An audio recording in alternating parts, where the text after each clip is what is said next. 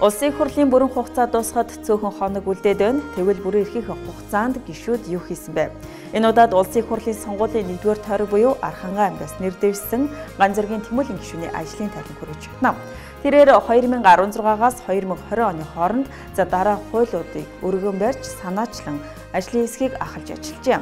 Эдгээрт нийтээр тэмдэглэх баярын болон тэмдэглэлт өдрүүдийн тухай хуульд өөрчлөлт оруулах тухай, залуучуудын хөгжлийг дэмжих тухай хууль, мал амьтны эрүүл мэндийн тухай хууль болон малын генетик нөөцийн тухай хууль, Монгол Улсын хурлын дэгийн тухай хуульд нэмэлт өөрчлөлт оруулах тухай болон холбогдох бусад хуулиуд, баяжуулсан хүнсний тухай хууль, зөвшөөрлийн тухай хуулийн шинжилсэн найруулгын төсөл, төрийн бодлогын залгамж чанарыг хадгалах тухай хуулийн төсөл, генетик нөөцийн тухай хуулийн төсөл, төрийн аудитын тухай хуулийн ажлын хэсгийн ахлагч, эрүүгийн болон зөрчлийн тухай хуульд нэмэлт өөрчлөлт оруулах тухай, малын хулгайн гэмт хэрэгт оногдуулахыг чангах тухай хуулийн төсөл зэрэг дээрх хуулиудад гар бие оролцож ажлын хэсгийг ахалж ажиллажээ.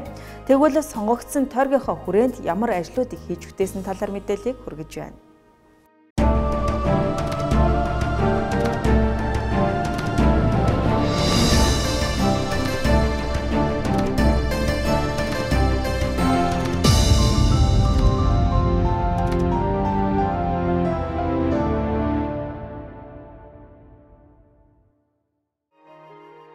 Архангай аймагт хавдрын өвчлөл өндөр байна. Тодорхойлбол элэг бүтэн Архангай хөтөлбөрийн хүрээнд Архангай аймгийн 44 мянган иргэн шинжилгээнд хамрагджээ. Ингээд 2400 гаруй иргэд элэгний БЦ вирустэй байсан бөгөөд бүрэн эмчлэгджээ. Харамсалтай нь 2017 онд 168 иргэн хорт хавдартай гэж онцлогдсноос 141 жилийн дараа хорвоог орхижээ. Энэ бол маш харамсалтай бас өндөр тоо. Тиймээс хорт хавдрын шалтгаан өвчлөлийг бууруулахад Улсын хурлын гишүүн тэмүүлэн анхааран ажилласан байна. 2018-аас 2019 онд хавдар судлалын үндэсний төвийн эмч нартай хамтран хавдрын эсрэг хамттай аяныг тойргийн 8 сум 44 багт зохион байгуулж хавдрын эрт илрүүлэг үзлэг оншилгоог үн төлбөргүй хийжээ. Үүнд 4288 иргэдийг хамруулснаас хавдрын тохиолдол 27, хавдрын урдл өвчлөл 68, зүрх судас 667, элэгний өвчлөл 1094, нойр булчирхай өвчлөл 936, ходоодны өвчлөл 67, бөөрийн өвчлөл 1648 илэрч орон нутгийн эмч мэргэжилтнүүдийн хяналтад оруулсан байна. Эрүүл арангай хөтөлбөрийн хүрээнд 2020 он хүртэл хэрэгжүүлэх бас нэг ажлын нэг нэг байна.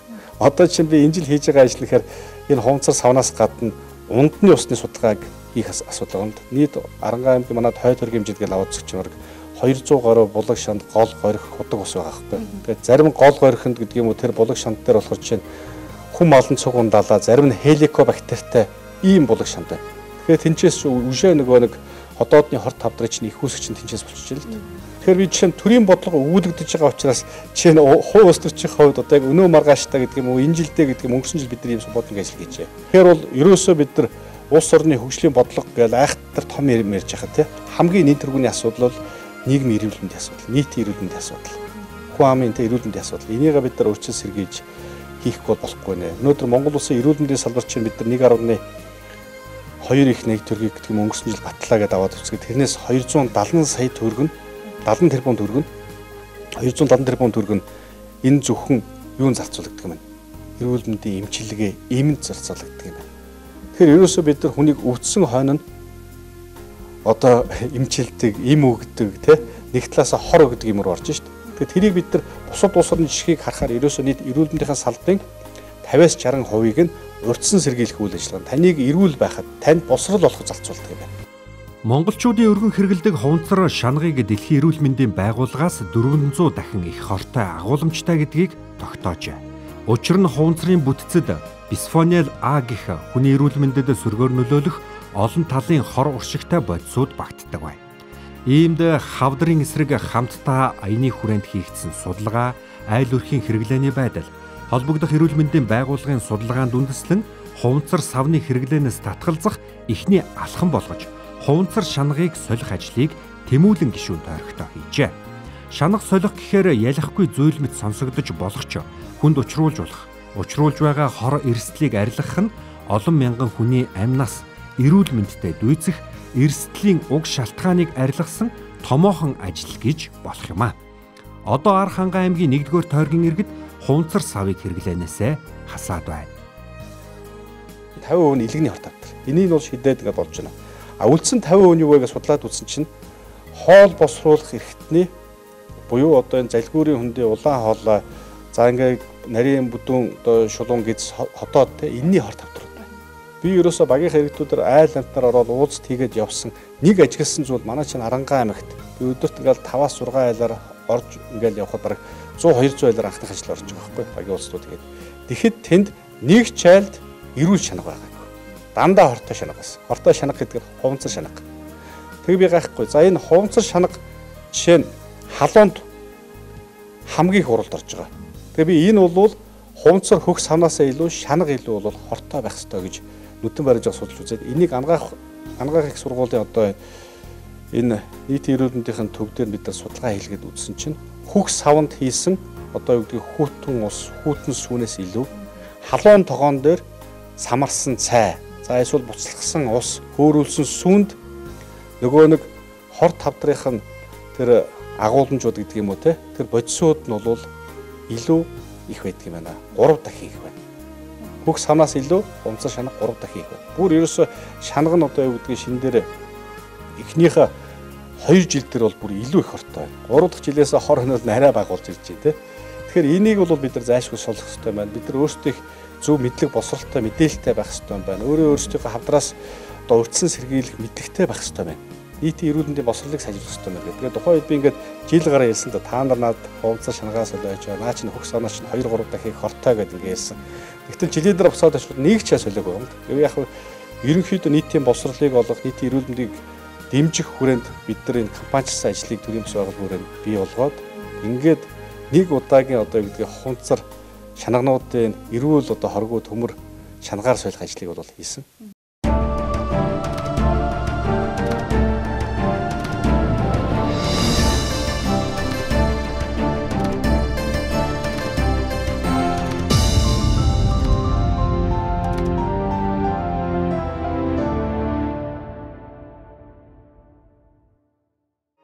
За манай улсад элэгний хорт хавдар их. За хоёрдугаарт хоол боловсруулах эрхтний хорт хавдар өндөр байна. Хоол боловсруулах эрхтэн тогтолцооны хамгийн анхан шатны дамжлага болох амны хөндийг эрүүл байлгах нь за зөвхөн хоол боловсруулах эрхтэн тогтолцооны эмгэгээс гадна бусад эрхтэн тогтолцооны эмгэгээс урьдчилан сэргийлэх өндөр ач холбогдолтой байна. Тиймээс ч улсын их хурлын гишүүн ТЭМҮҮЛЭН-гийн санаачилгаар эрүүл шүд эрүүл хүүхэд аяныг өрнүүлж нийт 8 сумын зорилтод бүлгийн 6129 хүүхдийг үзлэгт хамруулахад үзлэгийн үр дүн аимшигтай үр дүнг харуулсан байна. Тодорхойлбол үзлэгт хамрагдсан нийт хүүхдийн 1275 буюу ердөө 21% нь эрүүл, 79% буюу 4854 хүүхэд шүд цоорох, шүдний гаж ургалт, хүндэрсэн хэлбэрүүд болох эдээд үрвсэл, гүн цоорл гэсэн өвчлөлтөй болох нь бүртгэгджээ. Шүдний өвчлөлт их байгаа шалтгаан маань энэ 8 сумын байдлаар харахад нэгдүгээр бидний идэж байгаа хоол хүнс, ахуй амьдрал, тэгээд эрүүл мэндийн боловсрал, зөв дадлал бид нар айгүй их дутагдж байна. Тэгээд энэ сургууль цэцэрлэгийн насны хүүхдүүдийн эрүүл мэндийн боловсрал олгох хөтөлбөр тэрийг бол тодорхой хэмжээний сургалтын хөтөлбөрт оруулж өгөөд амны үндийн харьцалгаа гэдэг юм бас маш сайн сургалтаар оруулж өгөхгүй бол өвчлөл энэ дээр бол гарах айгүй хүндрэл юу болж байна л да. Тэгээд дээрэс нь амны үндийн харьцалгаа гэдэг юм манай хүүхдүүд бол ер нь бол маш муу байна. За манай эрүүл мэндийн төв дээр энэ 15-нд ТЭМҮҮЛЭН гишүүний одоо тусламжтайгаар юм шүдний үзлэг ирээд ажиллаж байна. Ерөнхийдөө манай эрүүл мэндийн төв бол намрын цагт намар хүүхдүүдээ сургууль эхлэх, цэцэрлэг эхлэхэд бид нэр үзлэг хийдэг л дээ. Хийхэд бол ер нь ихэнх хүүхдүүдийн маань 90% нь баг шүдний эмгэгтэй байдаг.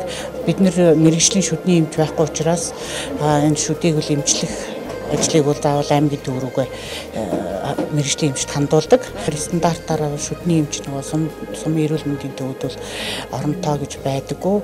Хөрөнгө мөнгөний асуудалтай учраас энэ эмч бол байх боломжоор бол бас байдаг. Эднэр бол одоо ингэж ирж эмчилгээ үйлчлэгээ үзүүлж байгаа нь бол биднэрт маш их таатай байна. Манай хүүхдийн хувьд гэх юм бол хорхоо эзэн шүд байгаа. Тэгээд Тэр алга нөгөө үзүүлчих амжтгүй болохоор зэрэг энэ үйлчлэгийн төлөө сэтгэл хангалуун маань үзүүлэх ороод ирсэн. Нөгөө хөдөө байдаг болохоор тэр алга хүүхдээ шүдний үзүүлээд чаддгүй. Өвдөжсэн тэгэл ийм юм бол ячдаг шүү дээ. Тэр алга эмчд үзүүлдэг. Илүү зах алсагдмал одоо сумдын хүүхдүүдийн шүдний өвчтөл бол илүү одоо бас хүнд байдаг. Бараг 97% зарим сумдууд бол гарч ирж байна. Тэгэхээр бараг бүх хүүхд болгонд шүдний эмчилгээг хийж байна. За дээрэс нь тухайн тэр сувгийн эмчилгээнээс бусад одоо ломб тавих гэдэг юм уу те тухайн суур эмчилгээний тул бүгднийг хийгээд дээрэс нь одоо зөвлөгөөг нөгөөд ингээд бол явж байгаа. Бид нар одоо нийт эмч нарын 2 багийг гаргаж ингээд бараг 2 сар гаруй хугацаатай ажиллаулаад явж байгаа. Нэг суманд бүрэн үзлэг эмчилгээ хийхийн тулд эмч нар нэг суманд 14 хүртэл хоног хугацааг зарцуулан ажиллаж, зарим тохиолдолд курс эмчилгээ шаардлагатай хүүхдүүд хот явах шаардлага тулгарсан байна. Ингээд Монгол улсын зөвхөн 8 суманд бүх насны хүүхдийн дунд шүдний өвчлөл ийм өндөр байгаа нь эмчлэн эрүүлжүүлэх, урьдчилан сэргийлэх арга хэмжээг цогцоор нь үе шаттай хэрэгжүүлэхгүй бол ноцтой хэмжээнд хүрсэн нь харагдаж байна.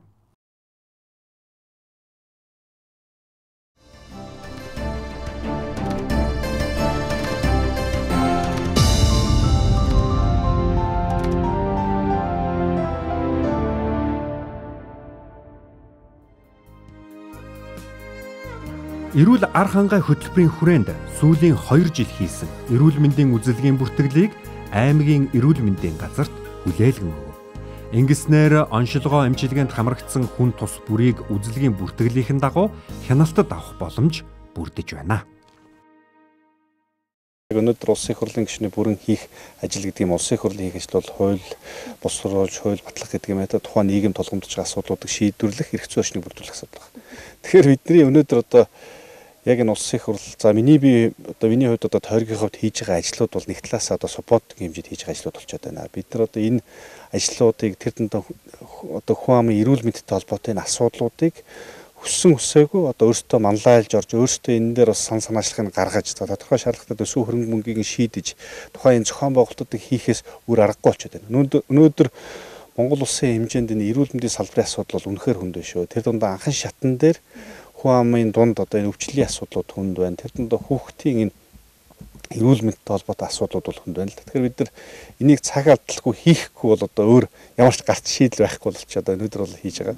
За энэхүү 3 жилийн хугацаанд буюу 2016-аас 2019 оны хооронд элэгний эмгэггүй ар хангай хөтөлбөр, 2017 онд эрүүл ар хангай, 2019 онд хавдрын эсрэг хамтдаа аян, 2019 онд мөн эрүүл шүд, эрүүл хүүхэд аяныг санаачлан хэрэгжүүлж ар хангай аймгийн 8 сумдын нийт иргэдийг эрүүл мэндийн үзлэг шинжилгээнд хамруулж ажиллажээ.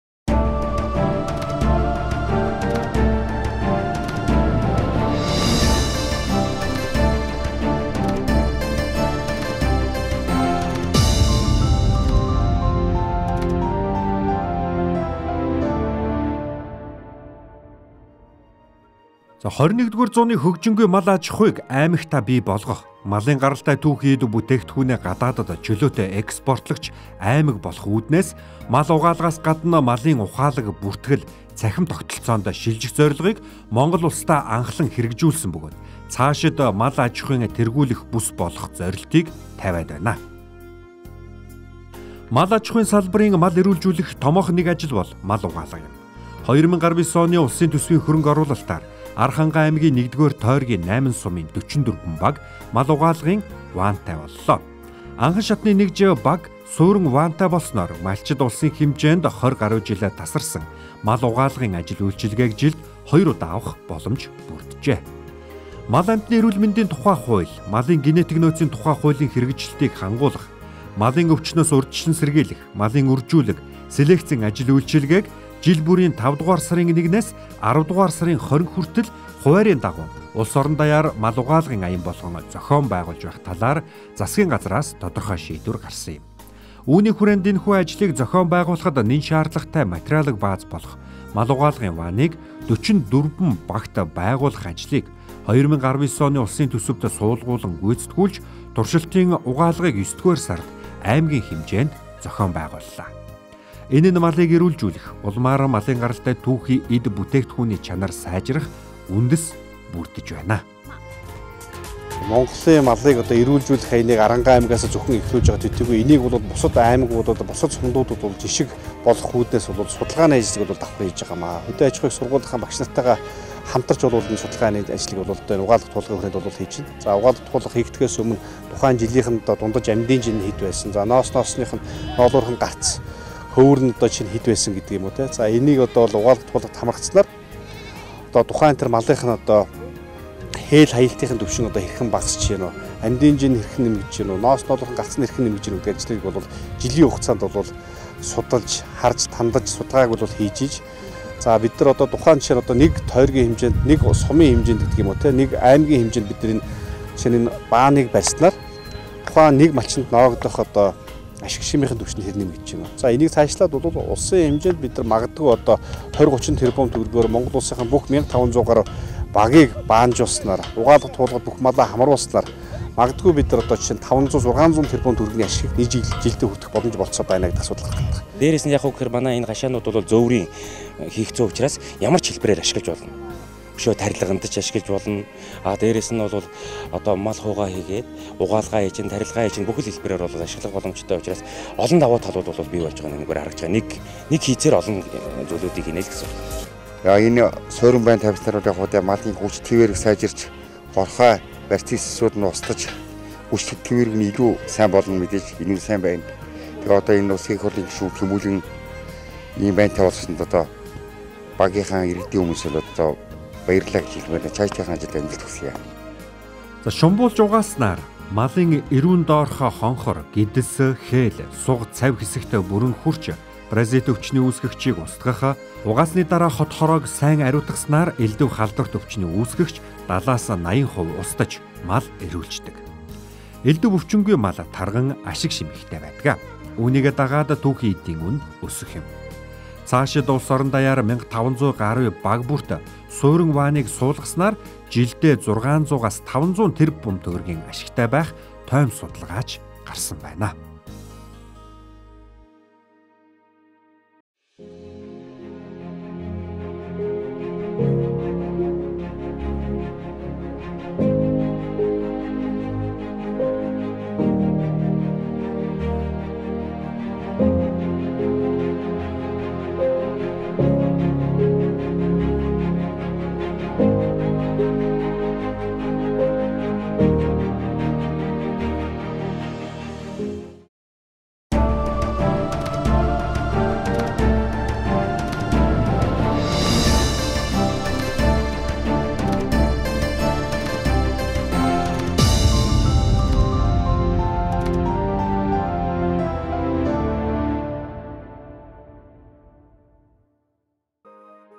За малын иж бүрэн тогтолцооны эхний алхам нь 2020-оос 2022 онд хэрэгжүүлэхээр зорж байгаа малын ухаалаг бүртгэл хөтөлбөр юм.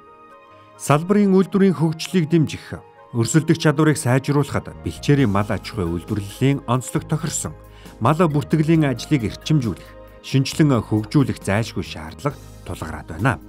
Иймд нийт мал сүргийг бүртгэлд хамруулах, гарал үүслийг тодорхой болгох үүднээс малын цахим бүртгэлийн системийг тойргийн 8 суманд байгуулахаар болж шаардлагатай хөрөнгө оруулалтыг улсын төсөвт ар хангайчууд анхлан тусгаад байна. Мал амтны эрүүл мэнд болоод малын генетик технологи судмын сангийн тухай хуулиар бид нэр энэ малыг ерөөсө бүртгэлтэй болох ажлыг бол бас шийдвэрлэж өгсөн байна. Угаалт хөтөлбөрийнхэнтэй за бэлчээр ашигтын холбооныхонтой хамтарч одоо бас манай тойрог дээр туршиж үзсэн. Тэгэхээр манай Арангаа аймгийн их тамир өндөр улаан тариац сумдыг одоо 1500 гаруй хонинд яг энэ ухаалаг бүртгэлийн одоо эмэг чипийг бол 6 сарын хугацаанд хийгээд за тэр хугацаанд бол тухайн тэр мал дээр бол одоо юу гэдэг мөшгөх тогтцооны хяналтуудыг тавиад. За тухайн мал маань одоо юу гэдэг энэ 6 сарын хугацаанд нөгөө нэг эрүүл ухааны талаас тухайн малын эмч хийгдэх ёстой үзлэг ангиллалт гэдэг юм уу тухайн тэр одоо мал эрүүлжүүлэх ажлуудад хамрагдсан юм уу?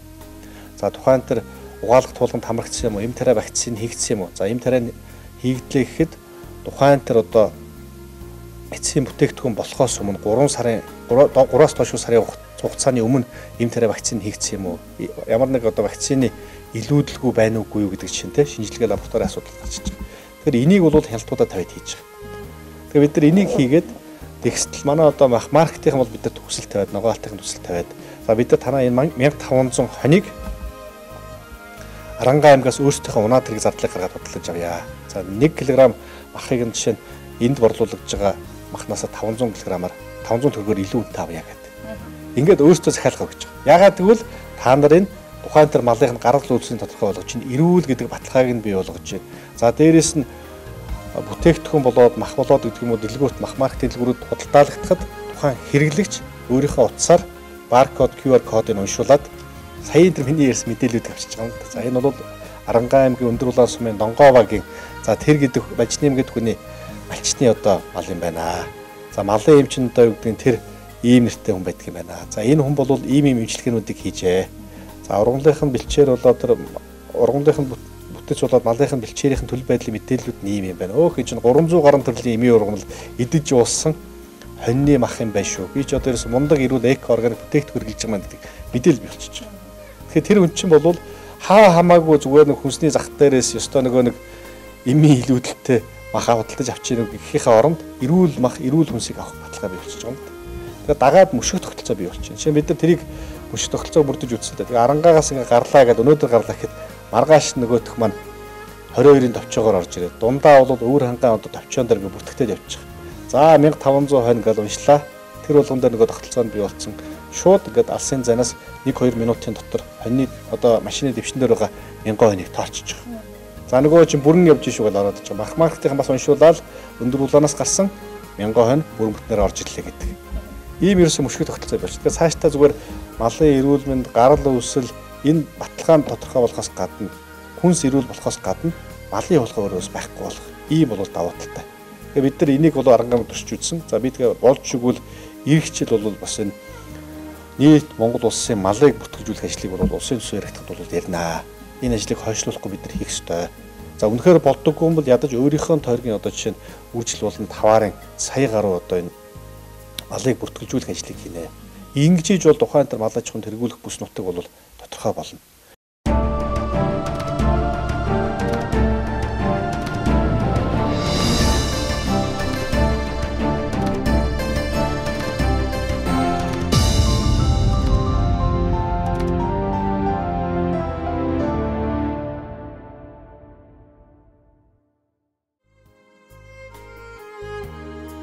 Нэг арх хангай төрийн бус байгууллага санаачлан 2017 оноос эхлэн арх хангайн цагаан эдэ үзэглэн худалдааг уламжлал болгон зохион байгуулсан. 2019 он гэхэд л 8 сумын 200 гаруй малчин цагаан эдэ борлуулж 4.8 тэрбум төгрөгийн ашиг орлого олж хөдөлмөрийнхөө үр шимийг хүртсэн юм. Харамсалтай нь энэ онд улс орон даяар онц байдал зарласан учраас үзэглэн худалдаа зохион байгуулагдаагүй. Энэ хүндэт цаг үеийг даван гарчихвал эх жилээс энэхүү үзэглэн худалдааг тогтмол зохион байгуулсан хэвээр байх болно гэдгийг улсын их хурлын гишүүн ТЭМҮУЛЭН хэлсэн юм.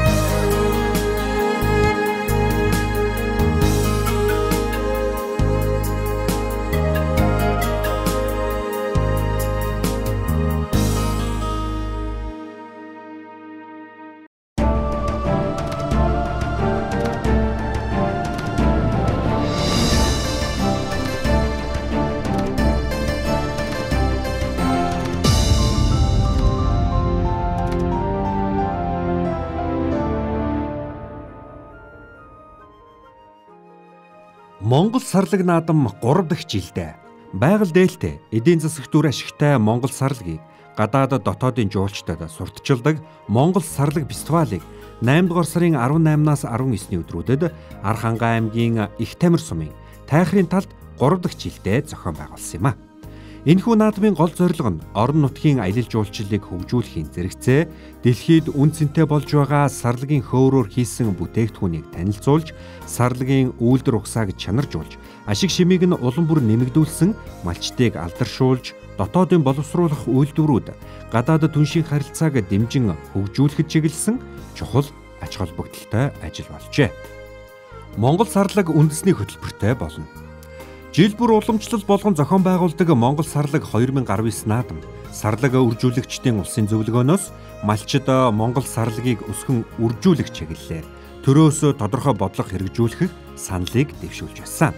За нөгөө талаар Монгол сарлагын удмын санг хадгалан хамгаалах, сарлаг үржүүлэгчид малчдыг дэмжих, түүхийд бүтээгдэхүүний үнийг нэмэгдүүлэх бодлогыг энэхүү сарлаг үржүүлэгчдийн улсын зөвлөгөөнөөс гаргасан юм.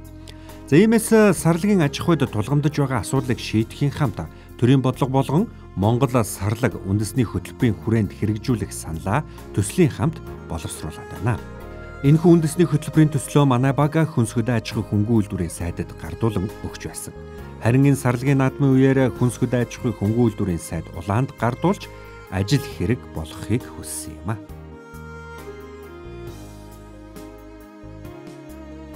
Цаашдаа бид нар Монгол сарлагыг хамгаалах, Монгол сарлагын үржил селекц, үржил технологийн бодлогыг бол шинжлэх ухаанчаар явуулах. За тухайн тэр сарлагын ашиг шимийг нэмэгдүүлэх үүднээс бол төрөөс бол тодорхой бодлогоор дэмжих шаардлага бол байгаад байгаа.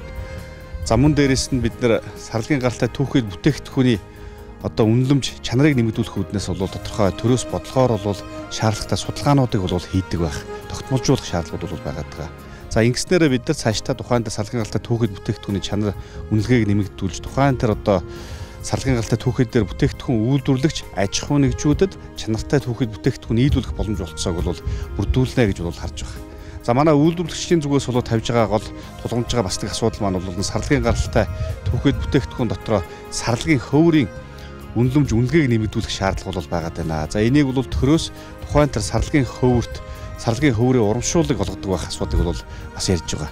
Тухайн магадгүй өнг зүс чанараар нь ялгсан тухайн тэр сарлагын хөврт төрөөс тодорхой урамшуул олгож тухайн тэр хөврийн нийлүүлэлтийг нэмэгдүүлэх, тухайн экспортод гарах бүтээгдэхүүний үйлдвэрлэлийг нэмэгдүүлэх бодлогыг бол энийг бол дамжуулж хийж болж байна гэдэг бодлогыг бол дэвшүүлж байгаа. Тэгээ энийг бол бид нар Монгол сарлаг үндэсний хөтөлбөртөө бол бас багтааж, за эргээд бол энэ ондоо багтааж асхийн сараар батлуулахаар бол ажиллах болно гэдгийг бол бас энэ зөвлөгөөнөөс гарсан орцогчдын зүгээс бол шийдвэрийг бол гаргасан байгаа. Тэгээ манай Монголын бэлчээр ашиглагчдын нэгдсэн холбоо 3 дахь жилдээ энэ сарлагын мэрийг зохион байгуулж байна. Энэ сарлаг үржүүлэгчдийг бас дэмжих, энэ сарлагын аж ахуйг дэмжих талаар бол манай бэлчээр ашиглагчдын холбоо сайн ажиллаж байгаа. Манай энэ бэлчээр ашиглагчдын холбооны брэнд бүтээгдэхүүн гэж хэлэхээр болж байгаа. Тэгээ ерөнхийдөө бол бид нар бас энэ сарлагынхаа сүү ашиг шимийг нэмэгдүүлэхийн зэрэг цагаар энэ сарлагаа нутгалж байгаа нутаг бэлчээрийг хамгаалахын төлөө, сайжруулахын төлөө бас тодорхой хэмжээний бодлого барьж байна. Тэгээ энэ бэлчээр ашиглалтыг хариуцлагажуулах үлгэрчилсэн журмыг Баян хонгор аймаг санаачилсан, тэгээд Завхан аймаг, Хөвсгөл аймаг, Өмнөгов аймаг гээд олон аймагад хэрэгжүүлж байна. Ерөнхийдөө бол энэ бэлчээрийн асуудал бол Монгол улсын үндэсний аюулгүй байдлын хэмжээнд хүрсэн ийм асуудал байгаа. Тэгээ энэ цаашдаа энэ бэлчээр энэ тухай хууль гарах байх, хэрэгжих байх. За наадамчтай бол баяр наадмын хүсэж байна, хүлээж байна. Монгол сарлаг үндэсний хөтөлбөр батлагдсанаар бүрдэх боломж байна. Сарлагын цөм сүргийн бүтэц, үйлдвэр ухсааг сайжруулах, ашиг шимийг нэмэгдүүлэх, сарлаг бүхий аймаг сум хороодын үржлийн сарлагын солилцоог хийх, сарлагын цөм сүргийг сарлаг бүхий аймаг сумдад бий болгох. Монгол сарлагын тоо толгой ашиг шим нь өсөн нэмэгдэж, сарлагын гаралтай бүтээгдэхүүн биднийг дэлхийд дахинд сурталчлах нэрийн хуудас брэнд бүтээгдэхүүн болно гэдэгт сарлаг үржүүлэгчид итгэлтэй байна.